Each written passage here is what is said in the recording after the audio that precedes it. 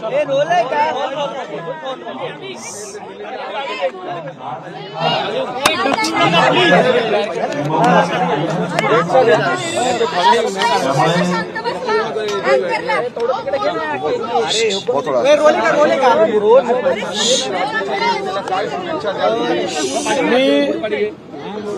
महाराष्ट्रातलाच नाही तर जगभरातल्या शिवप्रेमींना छत्रपती शिवरायांच्या जन्मोत्सवाच्या खूप खूप शुभेच्छा देतो।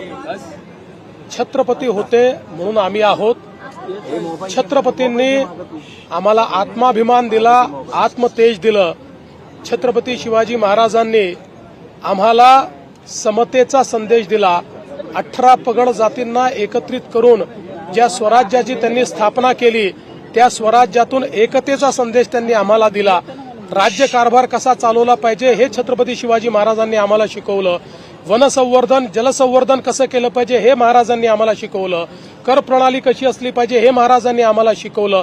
यासोबत सुरक्षा कशी ठेवली पाहिजे, समुद्री सुरक्षा कशी ठेवली पाहिजे हे महाराजांनी आम्हाला शिकवलं। आणि या सगळ्या आज्ञावलींचं पालन करत असताना पहिल्यांदा मराठी भाषेला राजभाषेचा दर्जा हा छत्रपती शिवाजी महाराजांनी दिला आणि फारसी भाषेचे शब्द वगळून सगळ्या आज्ञावली मराठी भाषेत करण्याचं काम छत्रपती शिवाजी महाराजांनी आम्हाला दिलं।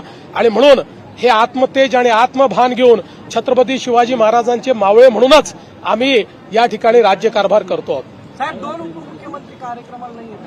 नाही, याचं कारण त्यांचे वेगळे कार्यक्रम होते, ते माझ्यासोबत पुण्यापर्यंत आले आणि त्यानंतर आपल्या कार्यक्रमाला गेले। मुख्यमंत्री सध्या छावा सिनेमाचा फार जोर दिसतोय, मागणी होते की हा सिनेमा टॅक्स फ्री करावा, राज्य सरकार त्या बाबतीत काही विचार करेल का? मला अतिशय आनंद एका गोष्टीचा आहे की छत्रपती संभाजी महाराज ज्यांचं शौर्य, ज्यांची वीरता आणि ज्यांची विद्वत्ता ही प्रचंड होती, पण इतिहासाने त्यांच्यावर मोठा अन्याय केला।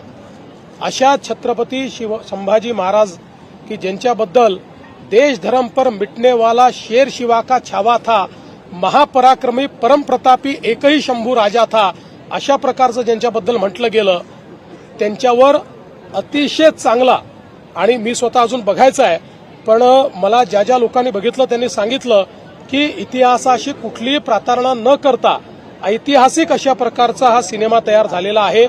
त्याबद्दल पहिल्यांदा मी सिनेमाचे निर्माते, सिनेमाचे निर्देशक आणि त्यातले प्रमुख ज्यांनी रोल केलाय ते विकी कौशल यांचं मनापासून अभिनंदन करतो। मोठ्या प्रमाणात ही मागणी होतीये की हा सिनेमा टॅक्स फ्री करा, पण मी आपल्या माध्यमातून महाराष्ट्रातल्या जनतेला सांगू इच्छितो की इतर राज्य ज्यावेळेस टॅक्स फ्री करतात त्यावेळेस जो करमणूक कर आहे तो एंटरटेनमेंट टॅक्स त्या ठिकाणी माफ करत असतात।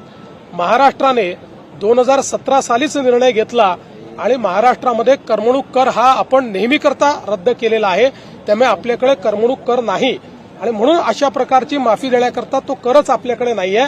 तथापि या चित्रपटाच्या प्रमोशन करता किंवा छत्रपती शंभूराजांचा इतिहास हा प्रत्येक व्यक्तीपर्यंत पोहोचण्याकरता आम्हाला अधिक काय चांगलं करता येईल याचा प्रयत्न आम्ही निश्चितपणे करू। सोकॉल्ड अभिनेते वारंवार बोलतायत। काल आपण विकिपीडियावरच्या विधानावरती तुम्ही खरं तर सांगितली कारवाई होईल, पण वारंवार छत्रपती शिवाजी महाराज आणि संभाजी महाराजांचा अपमान केला। असं आहे, अपमानित करणाऱ्यांना त्यांची जागा आम्ही दाखवू आणि अशा प्रकारे जर कोणी वागत असेल तर सरकारही माफ करणार नाही, शिवप्रेमी माफ करणार। एक समिती इतिहास अभ्यासकांची तयार करून हे वादविवाद थांबवतो यासाठी काय प्रयत्न केले जाणार? बघा, असं आहे, मी एक तुम्हाला सांगतो, वादविवाद तेव्हाच संपू शकतात ज्यावेळी त्याला राजकीय किनार नसते। ज्याला राजकीय किनार असते ते वादविवाद कधीच संपू शकत नाहीत। तथापि मला असं वाटतं की यापूर्वी देखील आपण अनेक समित्या तयार केल्या आहेत, त्यांनी काही रिकमेंडेशन दिले आहेत, त्याच्यावर सरकारने निर्णय देखील घेतले आहेत। चला,